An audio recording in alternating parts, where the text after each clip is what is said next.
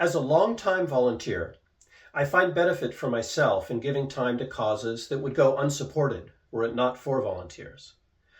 Antonia believes that everyone should have this experience. I like her data-driven approach, and it led to us comparing data with the weight of her personal experience. I enjoyed this conversation, which was filmed by local videographer Nathan at Exmouth Market in London. I hope you do too. My name is Nick, and this is Conversations on the Coast.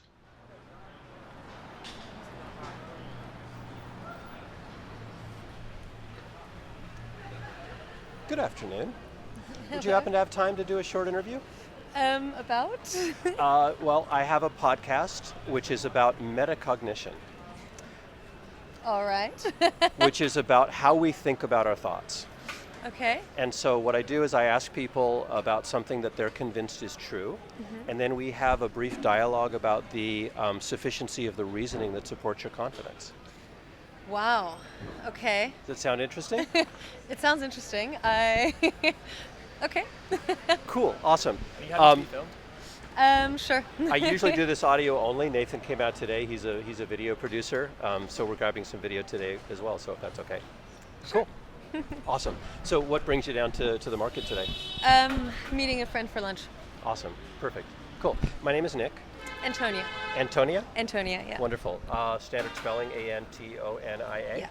All right, perfect. So, what's something that you're convinced is true and that's meaningful for you? Just anything? Anything. That's meaningful for me. I guess. Okay, if I just had to think of something, I'm just coming from volunteering, so Nice. I guess what I believe is true is that everyone could benefit from getting involved in your community. I love it. That's great. What do you do for volunteer? Teach English. Nice. Yeah. Like English as a second language? Yeah, it's with the Islington Center of Refugees and Migrants, and yeah. Okay. Why is that meaningful to you? I guess because I see the impact that it has on me, so I probably wouldn't have said that it was meaningful to me before, but now that I've gotten involved, I would say it is, yeah. Nice. And what is it that gives you meaning? The feeling of contributing to something, having a solid, like a tangible impact, I guess. Okay. Yeah. Now, if you were going to rate that on a scale of 0 to 100% of how confident you are that everybody should contribute to their community, where are you on that scale? Very, very. I would say, is it just, I would say high end. If it's a 1 to 10, I'd say probably 9. Okay. Yeah.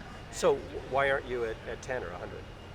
I was trying to think if there's maybe exceptions, Yeah. people you don't want to get involved in their community. No, actually, I think I would probably go up to a 10, actually. I think everyone could benefit from it. Okay. Yeah.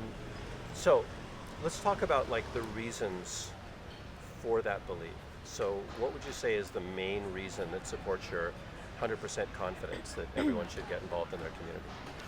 I think the number one reason is that it fosters connection, which I think is something that is missing a lot in today's world. I think a lot of people, that's the number one reason. Yeah. And why is connection important? Because I think in the digital age, it's quite easy to feel disconnected, and that leads to other problems. So I believe engaging with different people can have a positive impact on a lot of other things. Yeah. Okay. Hypothetically, if you became convinced that connection was not important, would that reduce your confidence in the belief that people should get involved? Yeah, absolutely. Okay. Yeah. Awesome. Is there anything that could make you more confident?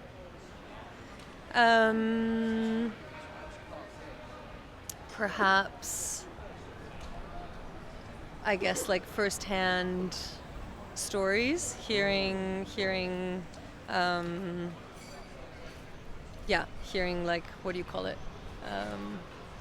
Like testimonials. Yeah, of people testimonials. who are Exactly.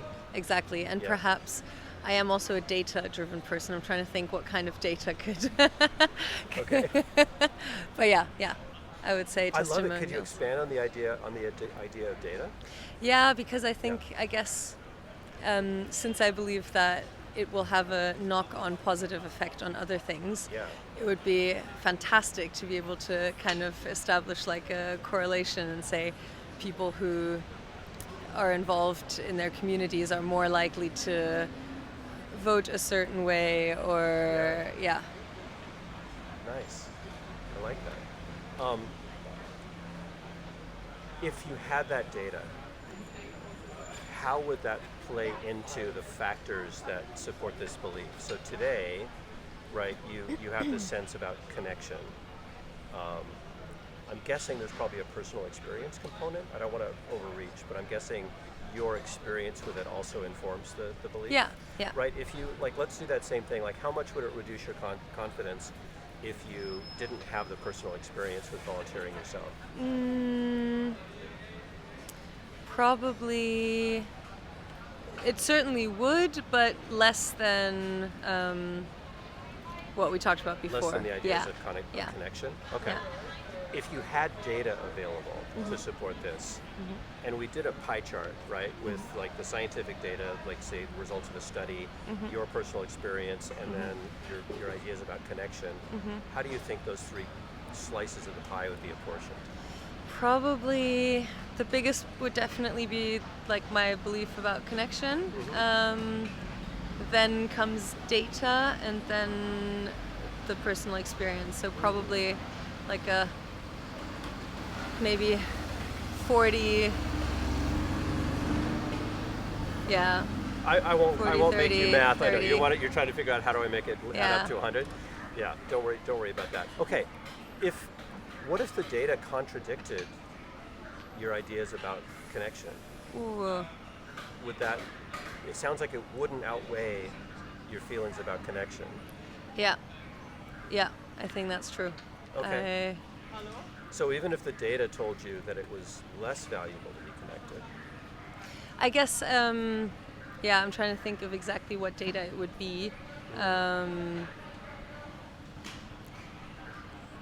Because, okay, let's say my what I think about connection is that it makes people feel better, maybe emotionally, mentally more stable in a community.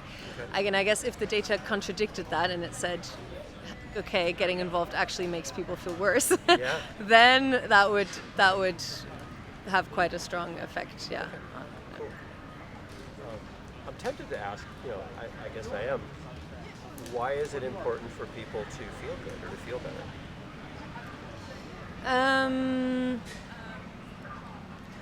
Perhaps this is a chicken and egg kind of thought, where I guess having a connection is desirable because it will, foster a sense of like belonging, which can probably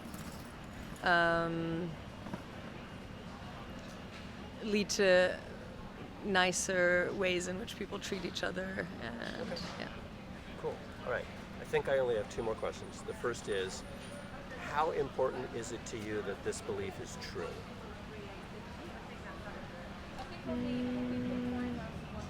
I would say quite important, as in the sense that if it weren't, that would shake a lot of my, because as you're noticing, I have a lot of like causal. There's a kind of chains of assumptions. Yeah, right? it would, and it would shake up a lot of assumptions. Okay. Do you have a way to find out if you were wrong?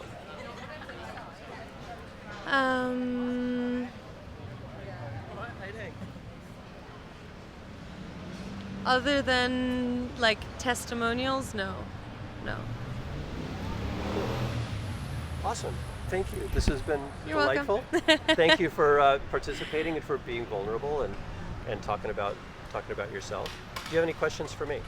Yeah, so what is this? Is this for a podcast episode? Or? Yeah, and I've got a card here. The Great. podcast is called Conversations on the Coast, and this process is called street epistemology. Epistemology because it's about the study of knowledge, Yeah. and street for lay people. Yeah. So there is actually a bonus question, which is we're kind of talking about how do we talk about this in a way that's a little less geeky. So if you were going to name the process that we just went to in a phrase of like 1 to 3 words, like what would you call it?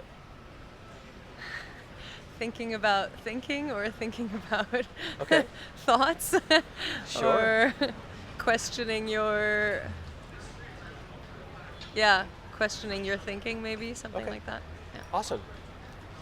Thank you All right. much. Thank you very No much. worries. Enjoy your lunch. You too. Bye.